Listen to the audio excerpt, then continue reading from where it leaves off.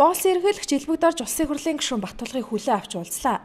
Ерөнхийлөгчийн хэлэхүүг өнгөрөх өдрүүдэд анхаарлын төвд ороод олон нийтийг баггуу талцуулаад байсан төмөр замын асуудлаар байсан юм а.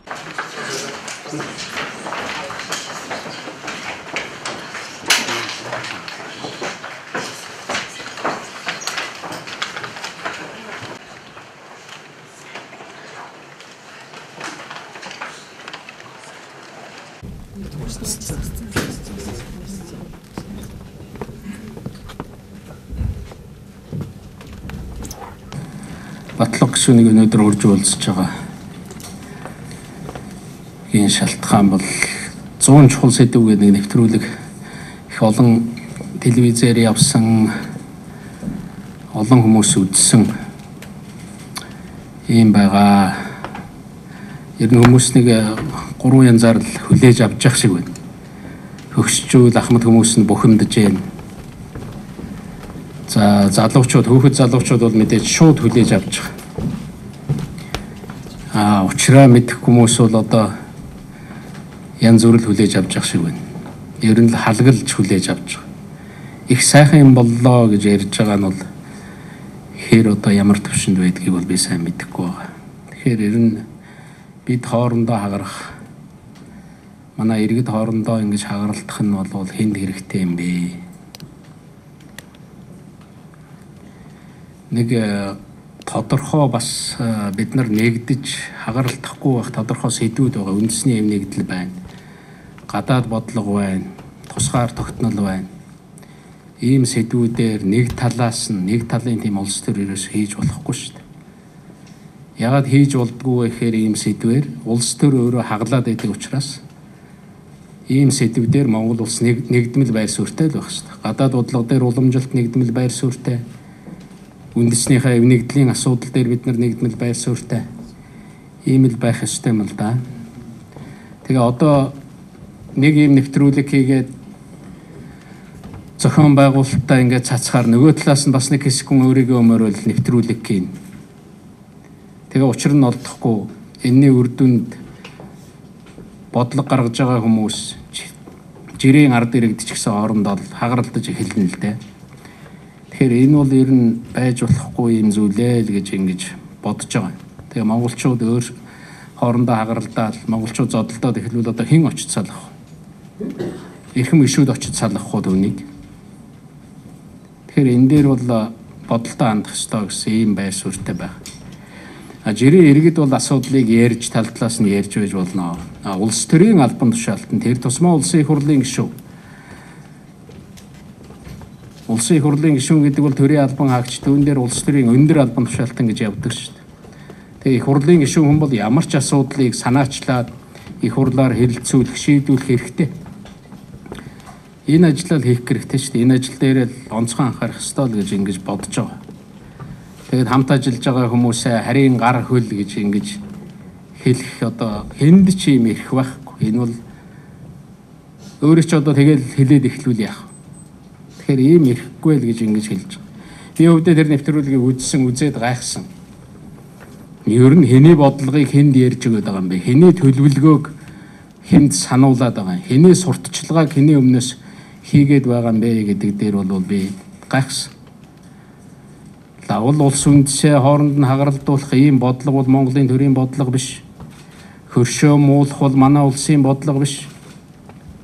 Хий бүтээй. Монгол улс хөгжинэ гэж бодож байгаа тэр хүмүүсийг мохох явдал бол бидний бодлого биш шүү дээ. Тэгээд ийм байдал, ийм арга бол Монголын одоо сайн сайхан туслахгүй. Манай улс төрд ер нь Монголын улс төрд нэг зөвшил хийсэн шүү дээ. Бас л ийм нэвтрүүлгүүд янз бүрээр бие бинийгээ муу хэлдэг ийм нэвтрүүлгүүд их хийдэг байсан. Тэгээд за ер нь ийм нэвтрүүлэг хийхэ болёо. Нэр усгүй, бүтгэлгийн шин чанартай нэг талыг барьсан. Тэгээд нэг улс төрд нэг ийм сайн соёл тогтож ирсэн. Энэ соёлыг одоо өөрөө ингэж эвдэж эхэлж гин гэж би харж байна. Тэгээд ийм муу зүйлд бол гаршиж болохгүй.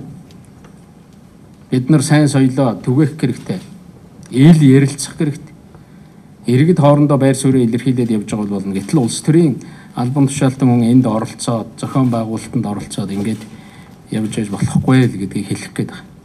Ер нь захиалгат нэвтрүүлэг бүхэн үнэн байдаггүй гэдгийг бид сайн мэднэ шүү дээ. Тэгээ хамгийн гол нь нэг ийм нэвтрүүлэг. Одоо бид нар нэг зүйл дээр төрийн албан хаагчид ер нь олон хүмүүс ялангуяа энэ олон нийтийн мэдээллийн хэрэгслээр дамжиж олон нийт хүрж байгаа хүмүүс нэг зүйл дээр маш онцгой анхаарах хэрэгтэй. Та бүхний ярьж байгаа хэлж байгаа бүхнийг хүүхдүүд чинь үзэж байгаа. Залуучууд үзэж байгаа. Байр суурь нь тодорхой болж чадаагүй дөнгөж одоо цэцгэлж босч ирж байгаа тэр хүүхдүүд үзэж байгаа. Одоо өнөөдөр манай сургуулийн хүүхдийн ихэнх нь Facebook, Twitter тэгэл одоо YouTube гэл бүгд үзэж байгаа шүү дээ. Тэгээд ийм маягаар улс төр хийж болдгийм байна. Ийм маягаар асуудал шийдвүүлж болдгийм байна гэсэн ийм ойлголт хүүхдүүдэд өгч болохгүй. Ялангуяа залуу үедээ бид нар харин үлгэр дуурайл үзүүлэх хэрэгтэй. Асуудлыг зөв шийддэг ийм үлгэр дуураилыг үзүүлэх ёстой л гэж бодож байгаа. Тэгэл телевизийн дэлгэцээр айлын хоомроос хүний цус шинжилээ суужиж болохгүй байхгүй. Ийм маягаар одоо асуудал хандаж зохион байгуулж ингэдэг юмнасаа бол ер нь татгалзах хэрэгтэй л гэж бодож байгаа. Тэгээд Монгол улсын нэрийн өмнөөс энэ асуудлаар ярих тэр гадаад бодлого улс үндэсний эрх ашиг ард түмнийг төлөөлж ярих эрх бол ер нь нэг л албан тушаалтанд байдаг. Энэ үүднээс би бол хэлэх юм үүрэгтэй гэж бодож байгаа. Зарим нь бодож магадгүй нэг нэвтрүүлэг хийгээл biz одоо юун сүртэй юм гэж. Тэгээ харахаар бид нар мэдээлэлтэй байгаа улсууд нь харахаар дэндүү өрөөсгөл харагдаад. Тэгээ үр дагавар нь муу байгаа. Энэ бол Монголын хөгжил сайн сайханд нэг тоосох нэмэхгүй байгаа. Тэгээ хамгийн гол энэ нэвтрүүлэг яриад байгаа олон жил тойрол ингээл хуваагдаад янз бүрээр байр суурь илэрхийлээд яваад байгаа нэг сэдэв байгаа. Би энэ дээр бас тодорхой анхаарч хэлхэн зүйтэй гэж ингэж бодсон. Төмөр замын сэдэв баг. Бүр энэ дээр би дугаарлж хэлье. Нэгдүгээрт нь монголчууд төмөр замын ач холбогдлыг бол маш сайн ойлгодог. Монголын төр ард түмэн дэмждэг, үнэлдэг шүү дээ. Төмөр зам бол Монголын хөгжил дэвшилд асар их үүрэг гүйцэтгсэн. Төмөр замчид шөнө өдөргүй зүтгэж нуруунд дээр энэ ачааг үүрч явж байгаа. Нодны сонгуулиар би ярьжсэн шүү дээ. Монголын өвгөн төмөр зам өнөөдөр ачааллаад ахаа боллоо. Одоо бид нар 65 жилийн ойг нь тэмдэглэх гэж байна. Үнэхээр энэ Монголын энэ төмөр замыг бид нар дан нуруутай яваад байна. Ачаагаа даахгүй, давхар нуруутай болгоё. Энэ бол бүр миний итгэл үнэмшил. Үүнийг бид заавал хийх хэрэгтэй. Дээр нь Баттулгыг одоо 2008 онд төмөр зам тээвэр барилга хот байгуулалтын сайд болж байхад хэлээл гаргаж ирсэн. За энд нэг жижигхэн гацаа байдгийн. Энэ богдуулыг тойруулээ төмөр замаа хурдан тавих хэрэгтэй. Тэр эмээлтээс одоо урагшаа явж байгаа энэ нэг юм шилний хүзүү шиг ингээд нэг ачаа ирээд ингээд нарийсаад ингээд гаццсан. Энэ ажил хийгдэг. Одоо болтол энэ төмөр зам баригдаг байх шин. Тэгээд энэ гацаануудыг гаргая. Өөрийнхөө төмөр замыг энэ явж байгаа үндсэн төмөр замаа давхар нуруутай болгоё гэж ярьж байгаа шин. Хоёрт нь миний нэг хэлэх гэсэн юм бол Аз Европыг холбосон дэд үтсийн хөгжлөөс Монгол улс хоцорч болохгүй. Аз Европыг холбосон дамжин өнгөрөх тээврийн энэ асуудлаас Монгол улс үлдэж болохгүй, өнчин үлдэж болохгүй байхгүй. Энд бид нар заавал оролцох хэрэгтэй. Манай нөгөө өвгөн төмөр зам чинь жилдээ нэг 20 сая тонн ачаад ээж. Үнэхээр үүнийг хэд дахин нэмэгдүүлэх боломж байна. Монголын төмөр замын хүчин чадлыг нэмээд давхар болгоод хийх юм бол хэд дахин нэмэгдэнэ. 20 сая биш бид нар 100 сая тонн ачаад хийдэг болъё. 200 сая тонн ачаад хийдэг болъё гэж.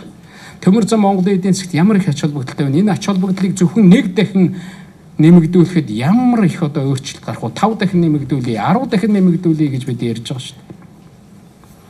Тэгээд нөгөө Алтан булгаас явж байгаа замын үд төрж байгаа төмөр замаа давхар болгоё. Түрүү чи миний ярьдаг. Тэр нь бүр хоошоогоо энэ улаан үд дээр Оросын төмөр зам давхар ороод ирсэн байгаа. Энэ төмөр замыг урагшаага явуулаад бүр хятадын одоо Жинин гэдэг бомт руу Жинин гэдэг тэр одоо гол одоо ачааны юм зангилаа байгаад ид үтсэн. Энд хүрэх тухай бид нар ярьж байгаа шүү дээ. Гурван талаараа.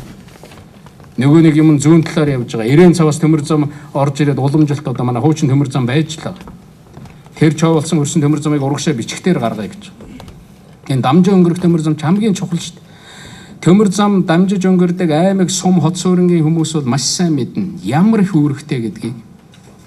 Зүүн талаараа ингээд бид нар дамжин өнгөрөх төмөр замаа барьж чадах юм бол үнэхээр одоо хоёр хөрчтэйгээ ингэж холбогдож чадах юм бол манай зүүн бүс нутгийн хөгжил бол босоод ир. Баруун бүс нутг руу одоо бид нэр их хурл руу оруулсан байгаа. Тэр чинь бол нэг тийм муу одоо зүйл оруулаад ингээд байгаа юм шиг олон жил ярьж байгаад оруулж байгаа. Туваа руу баруун талаараа хоошоо гарсан төмөр зам тэр нь Красны арцаг тийшээгээ холбогдож болж байна. Тэгээд урагшаа ингээд дахиад дамжаа өнгөрөх төмөр зам баруун талаар гарах юм бол баруун бүс нутгийн хөгжил энэ бүс нутгийн дэд бүтцийн хөгжилд уялдж байгаа, холбогдож байгаа. Ингэснээр Монголын өөрийнх нь ач холбогдол босно, өснө, жинэн нэмэгдэнэ. Монголын аюулгүй байдал, эдийн засгийн бие даасан байдал хэрэгтэй. Ер нь бидний өвөг дээдс бол энэ замд бол маш их ач холбогдол өгдөг байсан. Одоо та бүхэн Казахстаныг хар торгоны зам гэдэг торгоны замыг сэргээж ингээд төмөр замаар сэргээж байгаа шүү дээ. Хятадын ачаа Казахстанаар дайраад тэгээд Оросоор дайраад Европ руу гарч байгаа. Дахиад Хятадын ачаа өөр дээгүүрээ дайруулад дахиад Туркаар дамжуулаад Европ руу гаргаж байгаа. Дахиад Хятадын ачаа яваад Казахстан гээд бүр Иранаар дайраад дахиад өөр бүс нутг руу гаргаж байгаа шүү дээ. Энэ үйл ажиллагаанаас Монгол үлдэж болохгүй. Энэ замд ач холбогдол өгч энэний чинь санаачилж хамгаалж ирсэн ийм үйл уламжлалтай улс байхгүй. Жин тээдэг. Одоо тэр өртөө бий болгодог, улаа бий болгодог. Энд чинь бидний өвөг дээдсийн хийж явсан ийм ажил хийж явахдаа бидний өвөг дээдс хүчтэй байсан. Дэлхийн гүрнийг байгуулж явсан шүү дээ. Энэ юмнаас бид нар бол хоцорч болохгүй. Нэг хэрүүлт дарагдаад хоцорч болохгүй. Гуравт нь миний хэлэх гэсэн юм бол нүүрсний төмөр зам байна.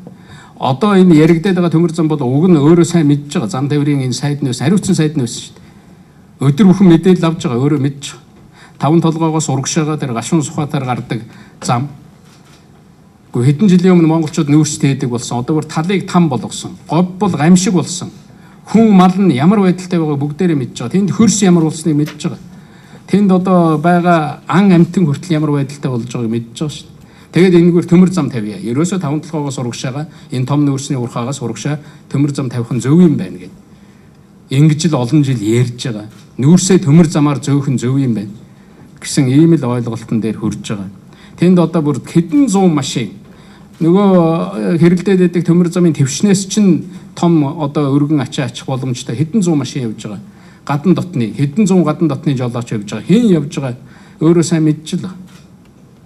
Энэ төмөр замыг тавих нь бол үнэхээр энэ эдийн засаг тэр одоо орон нутгийн тэр хөгжил дэвшил, дээрээс нь улс орны хөгжил дэвшил энэ бүхэндээ хэрэгтэй юм а гэсэн ийм л юм байна. Эхлээд уг нь хөндлөн төмөр замаа тавья гэдээ бид нар хугацаа тавиад Баттулга сайд болоод ажилласан. Одоо тэр тавигдаагүй л байна.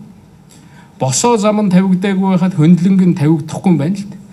Урагшаага нүүрсээ гаргаад тэр таван толгоогоос үнэхээр энэ нүүрсийг хамгийн их ашигт малтмалаас хамгийн их нь Монголд нүүрс байгаа шүү дээ. Энэ нүүрсийг авах эзэн байгаад үн хөржилээд гин бол бид нар хөргөж өгж л байх хэрэгтэй. Тэгээд тэндээс орж ирж байгаа орлогоороо дараачийн төмөр замуудаа тавьж болно шүү дээ. Эхний ээлжин тэр хөндлөнг тавья гэсэн хөндлөл нь яваагүй. Яагаад яваагүй гэхээр босоон тавигдахгүй байгаа учраас босоо тэр төмөр зам дээр хүчин чадал нэмэгдэхгүй байгаа учраас хөндлөл нь тавигддаггүй юм байна. Нөгөө шонгийн мод босгож иж цахилгааны утас холбогдохтой адилхан байхгүй. Дараалтаа явъя гэж. Үүнийг ингэж одоо ард иргэдэд олон нийтэд ойлгуулах бүрэн боломжтой гэж би бодож байгаа. Тэгээд дөрөвт нь миний хэлэх гэсэн юм бол энэ асуудлыг өөрөө хариуцаад ажиллаж исэн сайд 2008 онд за Баттулга зам тээврийн сайд боллоо. За энэ дээр ийм ажил хийн шүү. Би одоо өрөөндөө уулзаад хэлж исэн да. За энэ дээр хурц барьж чадах хүн бүхний наваачаал дээр одоо даланг нь бариулаад ингээл зүгээр хувааж өгөөл 50 км 100 км-ээр нь хувааж өгөө чи энэ төмөр замыг босгоохоор 2010 он гэхэд үрдүн гаргаараа гэдэг. Юу ч байхгүй. Бид нар хэрэлдэж энэ төмөр замын бодлого гэж нэг зүйл оруулж ирж баталсан. Энэ тодорхой хэмжээнд дэвшил байсан. 10 онд дахиад би уулзж байсан. За 12 онд энэ ажлыг хийн шүү гэл. Дахиад байхгүй. Өөрөө ч ажил хийгээгүй энэ чиглэлийн ажлаа хүнээр ч ажил хийлгэхгүй. 2013 оны одоо жилийн өмнөх засгийн газрын хурал дээр ороод би хэлж ирсэн. Битгий шалтгаан тоочоод санаа алдаад суугаад бай. Битгий энэ ажлыг уяад. Би ганц их сайдыг цагнж исэн Баттулга сайд хандаж үг хэлж исэн. Хүмүүс санаж байгаа баг.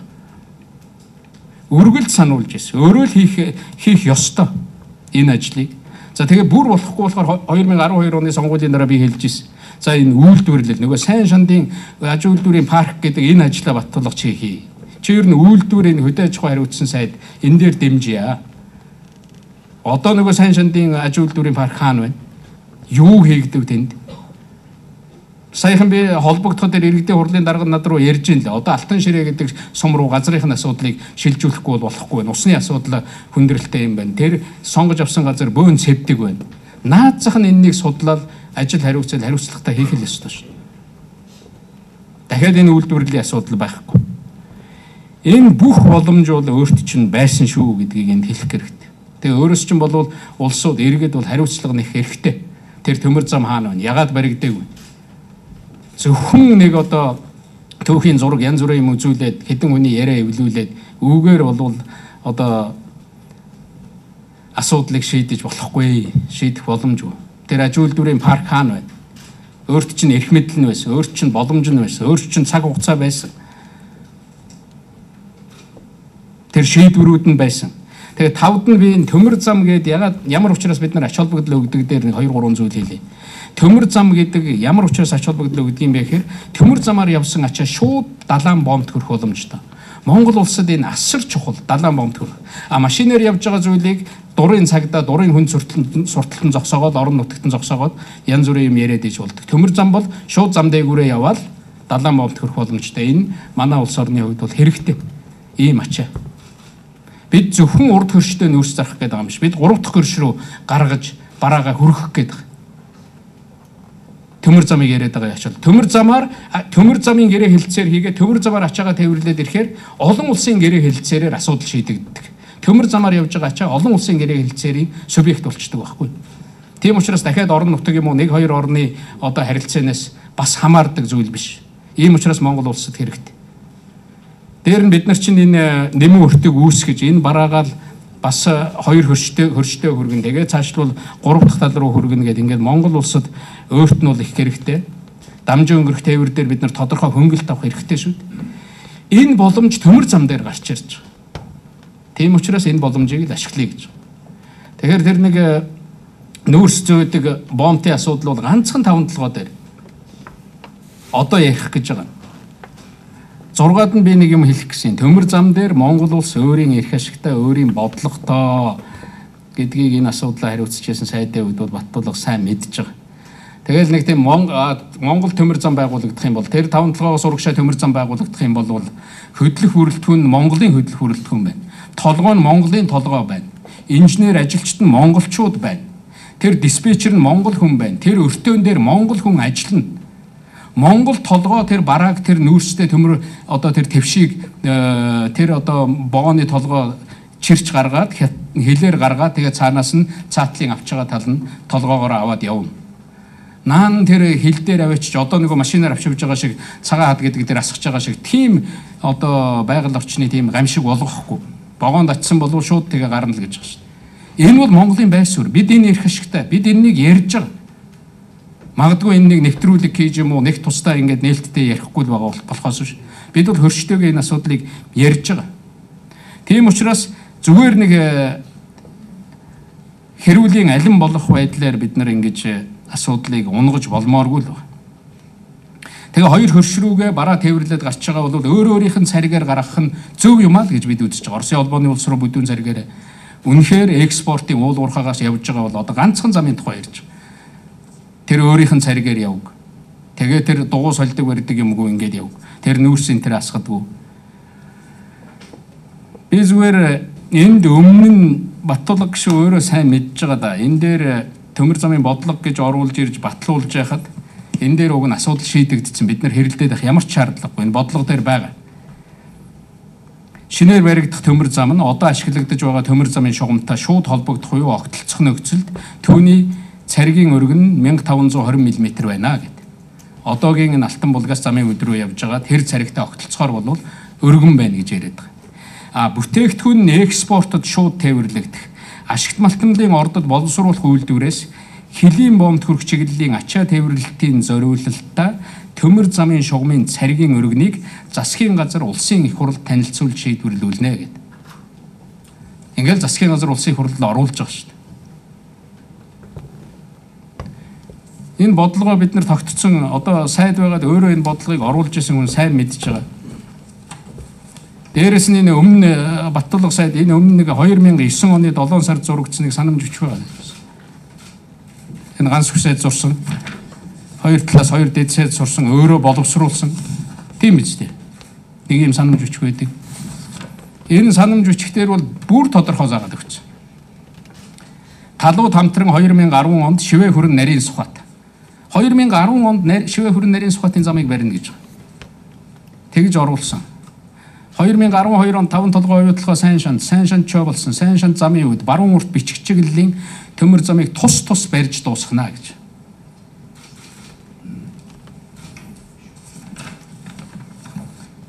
Шивээ хүрэн нарийн Сухбат сайн шанд замын үед болон баруун урт бичгтийн чиглэлийн төмөр замуудыг 1435 мм-ийн царигтаагаар барина. Нөгөө нарийн цариг шүү дээ. Өнөөдрийн сайд нь хийгээ сууж байгаа ганц хүн дээр гараа өсгөх зурсан Батлаг сайдын дэд сайд байсан шүү дээ. 2009 оны 7 сарын 23.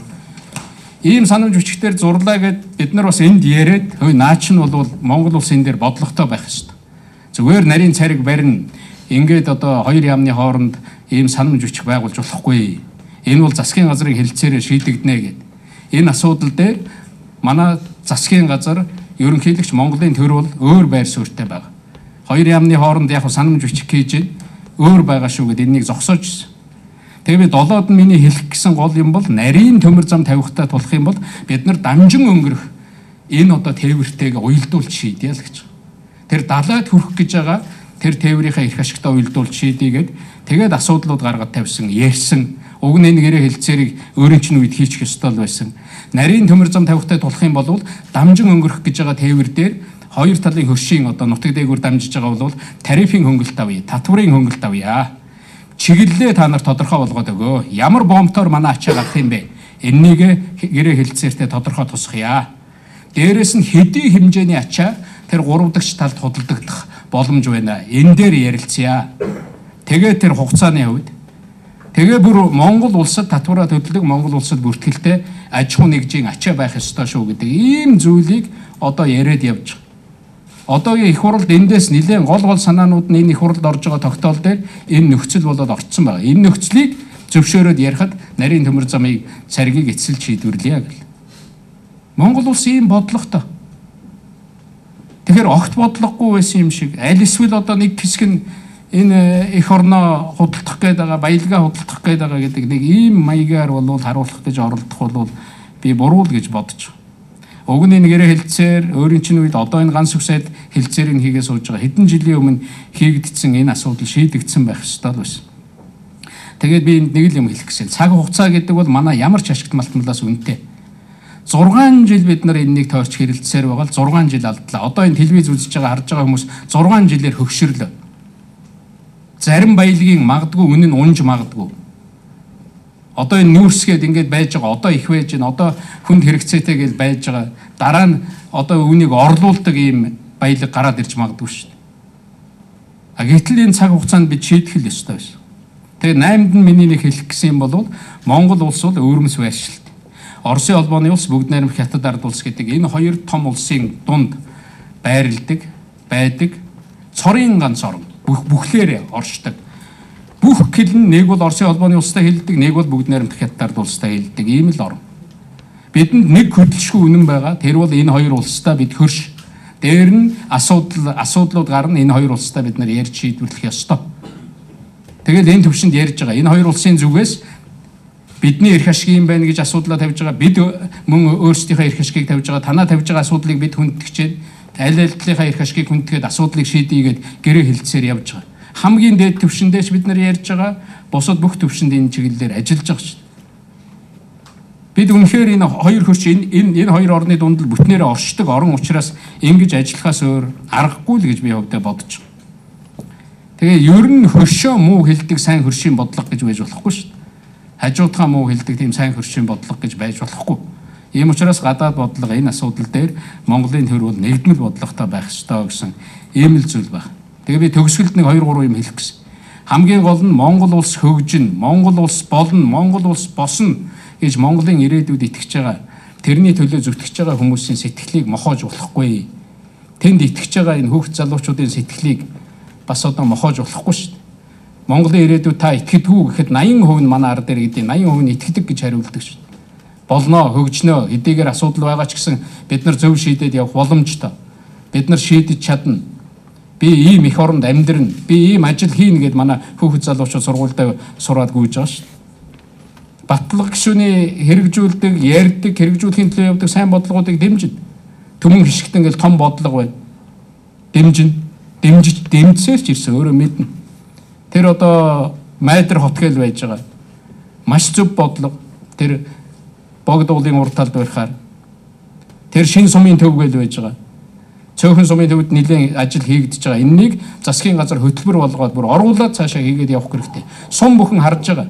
Хамгийн гол нь хяналттай, мөнгө нь хяналттай, ард иргэдийн хяналтанд дор энэ ажлыг хийх л ёстой. Спортын чиглэлийн ажлууд байна. Тэр олимпийн аварга, жудо бөх гэл байна. Энэ бүхнийг бол дэмжинэ. Ер нь төрд хийх ажил бас тэр ажлыг хийж чаддаг хийх ийм одоо улсууд гэж байдаг. Манай зарим нэг албан тушаалтнуудыг хараад байхад өндөр албан тушаалтнуудыг харж байхад төрлөө ойртуулмааргүй, төсөв рүү ойртуулмааргүй улсууд байдаг шүү дээ. Авилга албан тушаалын асуудал бол бид тэмцэнэ. Бид ийм юмны эсрэг бол тэмцэнэ. Сая газрын хууль гээд бас хөндөж тодорхой хэмжээнд иргэд ярьсан буцаагаал татаад авж гин. Тэр газар улсын иргэн л өмчлөх хэрэгтэй. Монгол улсын иргэнд л баялаг болж ирэх ёстой. Монгол улсын иргэнд л баялаг бүтээгдэхүүн туслах ёстой. Тийм байдлаар тэр хууль гаргах л ёстой. Дахиад хэлэлцээ гэж байна. Буруу зүйл байгаа бол хэлнэ. Бурууг нь шүүмжлэнэ. Буруу шийдвэр гарах гэж байгаа бол тэн дээр нь хориг тавина. Тэгээ би энэ олон нийтийн мэдээллийн хэрэгсэл өнөөдөр нэлээд их мэдээллийн хэрэгсэл ирсэн байна. Нэг зүйлийг бүр хандаж хэлье гэж бодож байна. Олон нийтэд юм үзүүлэн телевизийн дэлгэцнээс айлын хоймроос ярина гэдэг бол та бүхэнд онцгой хариуцлага ногдож байгаа шүү дээ. Тэгээд нэг хэсэг улсууд нэг зочд буудлын арын өрөөнд хийдсэн. Тэгээд ирээд одоо түлхэж байгаа тийм юмыг нэвтрүүлээ сууж идэг. Энэ телевиз дээр тэр менежер захирал гэж хүмүүс байгаа л байна. Тэр хүмүүс бол хариуцлага хүлээх ёстой, хариуцлагатай байх ёстой. Олон нийтэд гарч байгаа наад зах нь диктор хийгээд сэтгүүлч хийгээд гарч байгаа бол хувцас янзлаад хэлэх үгээ бодоод гардаг шүү дээ. Тэгэхээр энэ дээр онцгой анхаарах ёстой. Тэр янз бүрийн нэвтрүүлэг хийж байгаа нөхдүүд би хандаж хэлмээр байгаа. Нэр усаа тавих хэрэгтэй. Зохиолыг хэн бичсэн? Хэн санхүүжүүлж байгаа? Хэн тэрнийг зургийг авч байгаа? Хэн монтажийг хийж байгаа? Хэн одоо ард талд нь санаачилж байгаа? Энэ бүхэн байх ёстой. Үнэхээр эх орныхоо төлөө, сайн сайхны төлөө байгаа бол тэр эх оронч хүмүүсийг хармаар байна шүү дээ. Нэрийг хармаар байна. Тэр нэр алдрыг харъя л да. Тэр нь заавал ил байх ёстой. Тэгээд тэр гаргаж байгаа тэр цаг дээр тодорхой хөтөлбөр өөрчлөгдөд гаргаж байгаа бол ямар учраас гаргасан? Тэр ямар санхүүжилт хэдэн төгрөг байсан? Энэ бүхэн чинь бол хариуцлагатай байх ёстой. Олон нийтийн мэдээллийн хэрэгсэл бас адилхан тэр Twitter, Facebook энэ дээр байгаа улсууд өөрийн нэр устдаагаа байх ёстой. Өөрөө харагдчих ёстой. Нүрээ харуулж чадахгүй байж тэгээд нэг асуудал ярих гээд гүйлдээд байдаг. Наад зах нь тийм хариуцлагатай болох ёстой шүү дээ Монгол улс. Би бол энэ зүйлийг бүр хандаж сануулж хэлье гэж ингэж бодсон. Альва юм бол буух эзэнтэй буцхаа ихтаал байх хэрэгтэй. Ер нь энэ асуудлыг цаашдаа хууль дүрмэндээ бид нар сайн хийж өгөх хэрэгтэй. Нэг юмнаас бид нар сургамж авах ёстой. Ингээ хамтарч ажиллая. Монгол улсаа өөдөн татахын тулд таллаасаа зүтгэе. Монголын нэг давуу тал бол нээлттэй байдал шүү дээ. Бид нар муугаач ярьж чаддаг, сайнаач ярьж чаддаг. Ийм л зүйлийг хэлэх гэсэн. Баярлалаа.